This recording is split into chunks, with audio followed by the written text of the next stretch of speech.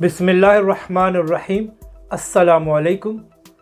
कल की वीडियो में आपको बताया था कि आज वफाकी काबीना का एक अहम इजलास हो रहा है जिसमें फ़ैसला किया जाएगा कि आया तहरीक लब्बैक पर पाबंदी बरकरार रखी जाए या उसको ख़त्म किया जाए।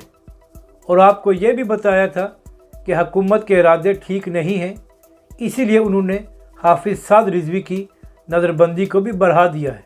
तो आज वफाकी काबीना ने मंजूरी दे दी है कि तहरीक लब्बैक पर पाबंदी बरकरार रहेगी, लेकिन TLP के लोगों को परेशान होने की ज़रूरत नहीं है क्योंकि अभी भी सुप्रीम कोर्ट का ऑप्शन मौजूद है।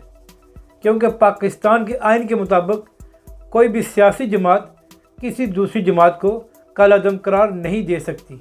ये फ़ैसला सुप्रीम कोर्ट और इलेक्शन कमीशन ने करना होता है और इस वक्त हुकूमत के पास कोई ऐसा सबूत मौजूद नहीं है जिसमें यह कहा जाए कि TLP ने रियासत के ख़िलाफ़ काम किया या इनको बैरून मुल्क से फंडिंग होती है। जैसा कि इमरान खान साहब की तहरीक इंसाफ पर पिछले 7 सालों से केस चल रहा है कि इनको फ़ॉरेन फंडिंग होती है और ये लोग उस केस से भाग रहे हैं।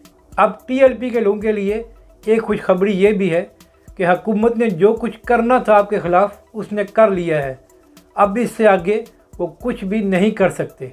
अब सारे फ़ैसले सुप्रीम कोर्ट ने करने हैं और अगर कानून के मुताबिक फ़ैसला किया गया तो चंद ही समातों में हुकूमत का ये फ़ैसला ख़त्म हो जाएगा। जैसे लाहौर हाई कोर्ट ने इस हुकूमत को आईना दिखाया था, इसी तरह हम उम्मीद करते हैं सुप्रीम कोर्ट भी इस हुकूमत और इसके वज़रा को अच्छी तरह आईना दिखाएगी। अगर आपको हमारी ये वीडियो अच्छी लगे तो इसे लाइक और शेयर ज़रूर करें और अपनी राय भी दें कि आप इस फैसले के मुतालिक क्या कहते हैं।